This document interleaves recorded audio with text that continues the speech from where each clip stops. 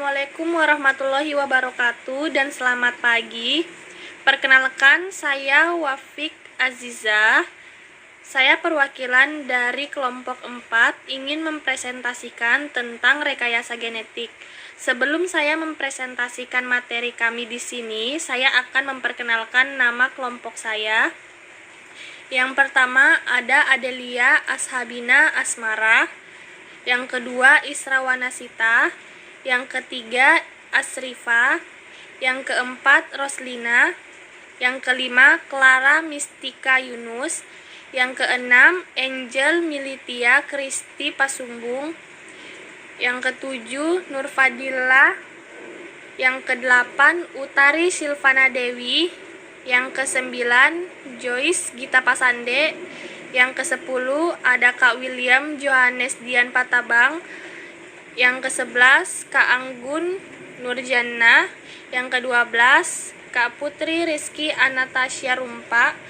Yang ke-13 Hernianti Payung. Yang ke-14 Rian Wahyudi. Dan yang ke-15 ada Ana Sutriani. Ya, langsung saja saya akan membahas mengenai pengertian dari rekayasa genetik. Rekayasa genetik sendiri adalah cabang ilmu yang berhubungan dengan modifikasi langsung atau perubahan susunan genetik dari suatu organisme hidup untuk mengekspresikan sifat-sifat yang tidak alami namun diinginkan.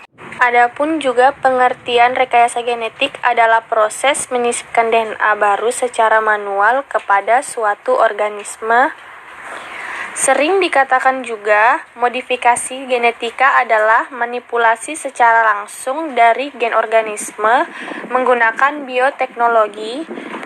Selain itu, ada pengertian lain mengenai rekayasa genetik, yaitu merupakan teknik untuk menghasilkan molekul DNA yang berisi gen baru, biasa dikatakan sebagai manipulasi organisme. Kita lanjut ke pengertian DNA. DNA yaitu molekul yang berada di inti sel, dan DNA tersusun dari 5 subunit basa hidrogen, yaitu A adenin, G guanin, C sitonin, T timin khusus untuk DNA, U urasil khusus untuk RNA. Kita beralih ke struktur DNA. Apa itu struktur DNA? DNA adalah suatu polimer nukleotida ganda yang saling berpilin atau double helix yang berperan penting dalam pewarisan sifat. DNA juga berfungsi untuk menyimpan informasi biologis pada setiap makhluk hidup maupun virus. Kita lanjut ke protein. Protein adalah komponen penting dalam sel karena sel sebagian besar terdiri dari protein, seperti dinding sel dan organel sel. Protein juga mampu mengatur reaksi yang terjadi dalam sel. Protein juga bisa bertindak sebagai enzim yang mengkatalis, mempercepat atau memperlambat sebuah reaksi. Adapun fungsi protein yaitu yang pertama pertumbuhan dan pemeliharaan jaringan dan sel tubuh. Selanjutnya mengatur keseimbangan air, memelihara netralisir tubuh, pembentukan antibodi, dan mengangkut zat-zat gizi dari saluran cerna ke darah, dan juga sebagai sumber energi. Prinsip dan teknik dasar rekayasa genetika. Ya, prinsip dasar teknologi rekayasa genetika adalah manipulasi atau melakukan perubahan susunan asam nukleat dari DNA atau menyelipkan gen baru ke dalam struktur DNA organisme penerima. Dan teknik rekayasa genetika meliputi sintesis insulin, terapi gen, PCR, dan cloning. Saya akan menjelaskan sedikit pengertiannya tentang sintetis insulin. Bakteri yang masih mempunyai plasmid dipotong dengan menggunakan enzim restriksi endonuklease. Kemudian gen insulin dari sel pankreas juga dipotong dengan menggunakan enzim restriksi. Lalu, gen insulin disisipkan pada plasmid bakteri dengan menggunakan enzim ligas sehingga disebut dengan DNA rekombinan. Setelah itu, DNA rekombinan itu dimasukkan ke dalam tubuh bakteri baru. Kemudian, bakteri dibiarkan berkembang biak dalam wadah fermentasi sehingga dihasilkan insulin. Kemudian lanjut di terapi gen. Terapi gen adalah teknik untuk mengkoreksi gen-gen yang cacat yang bertanggung jawab terhadap suatu penyakit atau perbaikan kelainan genetik dengan memperbaiki gen. Kemudian PCR atau Polymerase Chain Reaction merupakan teknik yang sangat berguna dalam membuat salinan DNA. PCR memungkinkan sejumlah kecil sekuens DNA tertentu disalin jutaan kali untuk diperbanyak sehingga dapat dianalisis atau dimodifikasi secara tertentu. Kemudian cloning. Cloning adalah suatu proses reproduksi yang memiliki sifat aksesual untuk menciptakan replika yang tepat bagi suatu organisme. Teknik cloning ini akan menghasilkan suatu spesies baru yang dengan secara genetik sama dengan induknya, yang biasanya ini dikerjakan di dalam sebuah laboratorium. Kemudian, teknik rekombinan DNA terbagi menjadi 4, yaitu teknik mengisolasi DNA, teknik memotong DNA, teknik menggabungkan atau menyambungkan DNA, dan teknik memasukkan DNA ke dalam sel hidup atau vektor. Dan cara pemindahan DNA terbagi menjadi 3, yaitu konjugasi, transduksi, dan transformasi. Pengertiannya ialah konjugasi, perpindahan DNA dari satu sel atau sel donor ke dalam sel bakteri lainnya melalui kontak fisik antara dua sel. Kemudian transduksi, yaitu perpindahan DNA dari satu sel ke dalam sel bakteri lainnya melalui kontak fisik antara kedua sel. Kemudian transformasi, pengambilan DNA oleh bakteri dari lingkungan di sekitar atau sekelilingnya.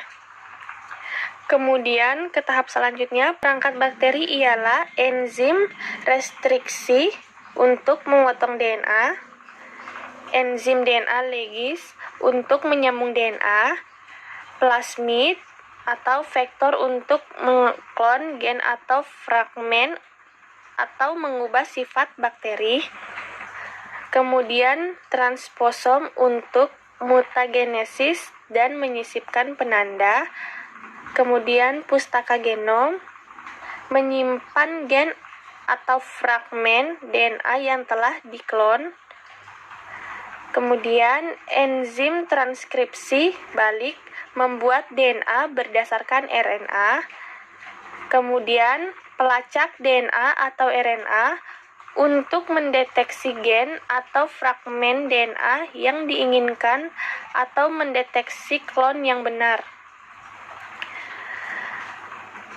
Kemudian membahas tujuan rekayasa genetik pada mikroba terbagi menjadi 5 bagian, yaitu mikroba untuk fermentasi, yang kedua meningkatkan kesuburan tanah, yang ketiga mikroba prebiotik untuk makanan olahan, yang keempat pengikat nitrogen udara, yang kelima mempercepat proses kompas dan pembuatan makanan ternak. Contoh rekayasa genetik ialah sintetis insulin, yaitu bakteri yang masih mempunyai plasmid dipotong menggunakan enzim retriksi, kemudian gen insulin juga dipotong menggunakan enzim retriksi, lalu gen insulin disisipkan pada plasmid bakteri menggunakan enzim ligase sehingga disebut DNA rekombinan dan dimasukkan ke dalam tubuh bakteri baru dan dibiarkan berkembang biak. Kemudian, terapi gen, teknik untuk mengkoreksi gen-gen yang cacat yang bertanggung jawab terhadap suatu penyakit atau kelainan genetik dengan memperbaiki gen. Kemudian penerapan rekayasa genetik dan poin-poinnya diproduksinya insulin dengan cepat dan murah. Berikut adanya terapi genetik, kemudian diproduksinya interferon dan diproduksinya beberapa hormon pertumbuhan. Selanjutnya, menjelaskan penyebab berkembangnya rekayasa genetika.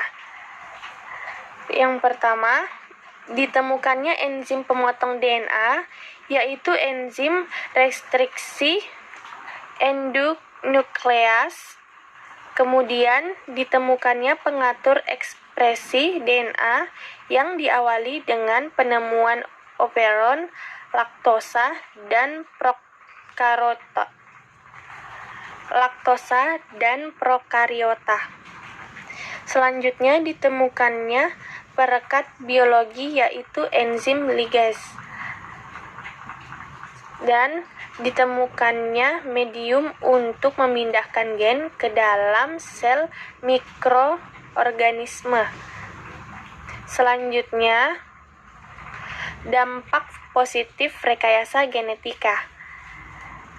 Yang pertama, dapat meningkatkan kebutuhan nutrisi atau gizi masyarakat.